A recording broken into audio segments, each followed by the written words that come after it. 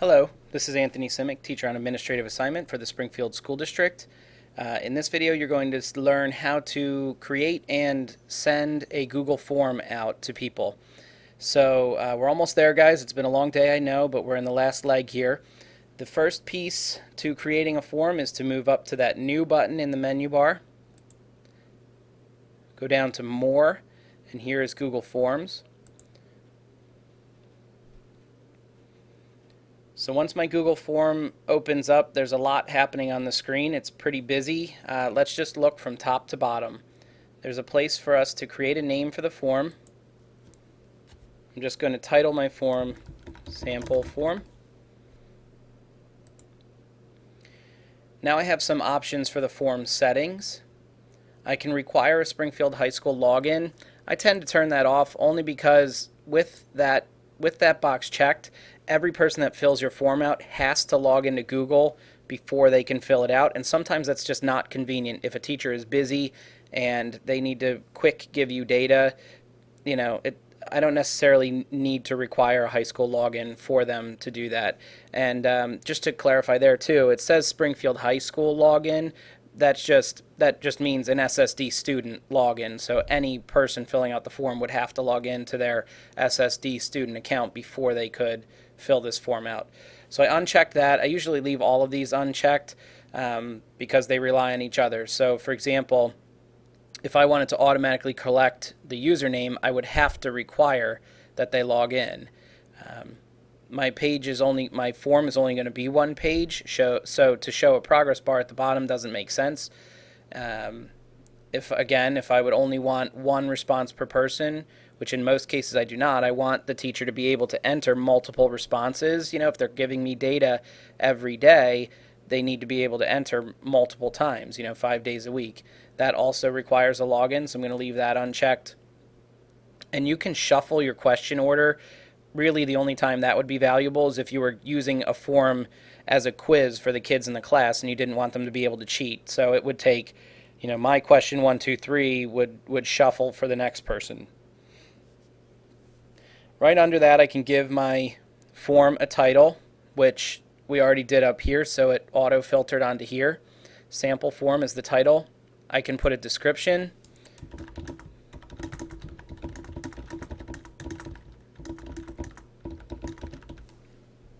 Right there. And then here, this box is the first question. So this is where I'm going to create my first question. So before I even create a form, I want to think about what data I need. What are you trying to learn about the people you're going to send this form to? Are you collecting behavior data for a student? Are you collecting fluency data for a student? Whatever, you might even be just surveying. You want to find out a whole class's favorite flavor of ice cream. Anything you want to gather data on, you could make questions for in the form. So I'm going to use a sample of fluency because I know a lot of you in the audience are collecting data on high frequency words, or collecting data on fluency and decoding and things of that nature. So the first thing I'm going to do is give my question a title. And I want to collect data for a particular student. So when we're collecting data for fluency, we need to know the words correct per minute. And instead of multiple choice, because this answer could change, I'm just going to change this to a text type question. So a text question allows a very short text answer. I want this to be required so that the person using this form must put data in this box. If I don't check this button, the user would be able to submit the form without putting data in this box. So I make all of the questions required because they're important to the data that I need to collect. If I want to see what the question looks like, I can hit done, and that's what it looks like. It's just words correct per minute with a box right under it. I'm going to add a question because another piece to fluency is the number of errors a student may have made during the reading. Again, this is a text-based answer, required, and hit done. And one other thing that may be helpful for me to know is total number of words read in the passage. that is a text-based answer. I also want to know the grade level for the passage. And that can be a multiple choice. So if I'm looking at the elementary level, I'm just going to put grade 2, 3, 4, or 5 as multiple choice. A multiple choice question only allows the user to select one answer. So I couldn't say that this was a multi-grade level passage. I'm going to make it required and hit done. Now notice something. All of the questions I made required have this red asterisk next to the question. I forgot to do that for the total number of words read in the passage. So there's no red asterisk, and the user would be able to submit the form without putting data in this question. To edit this question, all I need to do is move my cursor into the area where it's highlighted and click, and all of a sudden the question opens back up and allows me to edit or change any of what I put in here. I'm going to make it required and hit done.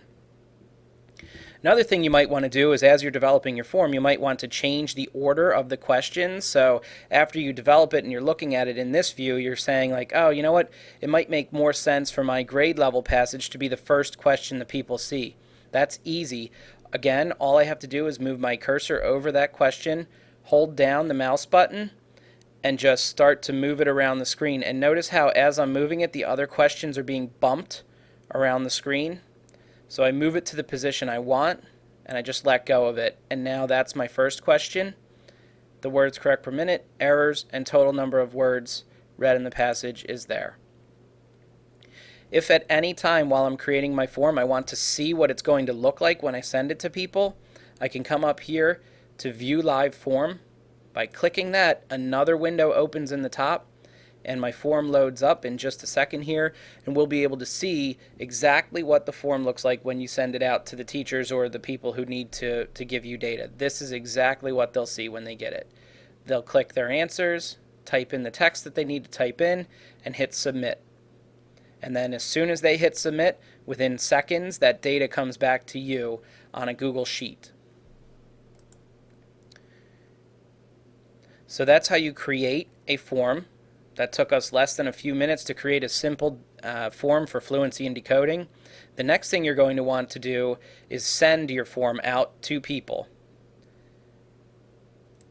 So when I click Send Form, it looks similar to that share box that we looked at in the video earlier today, but now I have two options.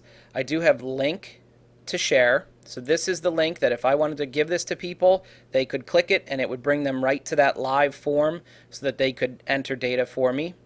I could also send the form via email. We're going to talk about this in the presentation today because these two things are slightly different. So sending the form via email means I can access our contact list here from the SSD student email server. Again, I could send it to specific people I want.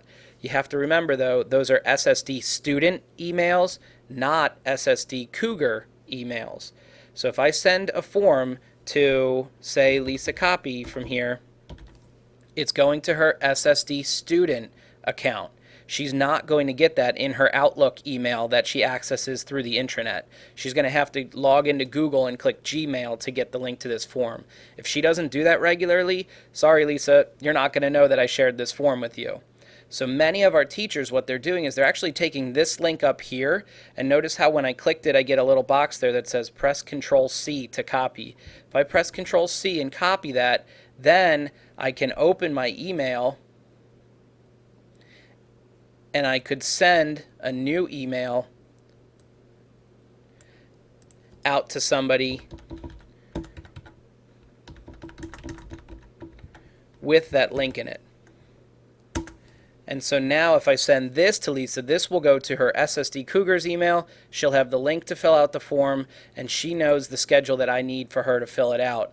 If I need her to fill it out weekly or bi-weekly or whatever the case may be, she can click that link when she needs to fill it out, fill in those 4 questions, and submit it to me. And it's as simple as that. So again, my advice with forms is to keep it as simple as possible. Try not to overthink it, but anytime you're creating a form, you want to have an idea of what data you need from the person before you start creating it. Sort of what layout do you want? What data points do you need? Sometimes I just make a quick outline on a sheet of paper, with a list of the questions I need in the order I want them, and then I create them on the form. We're going to have a little bit of practice with this today. I'm around if you guys have any questions, just let me know. I'm totally happy to help.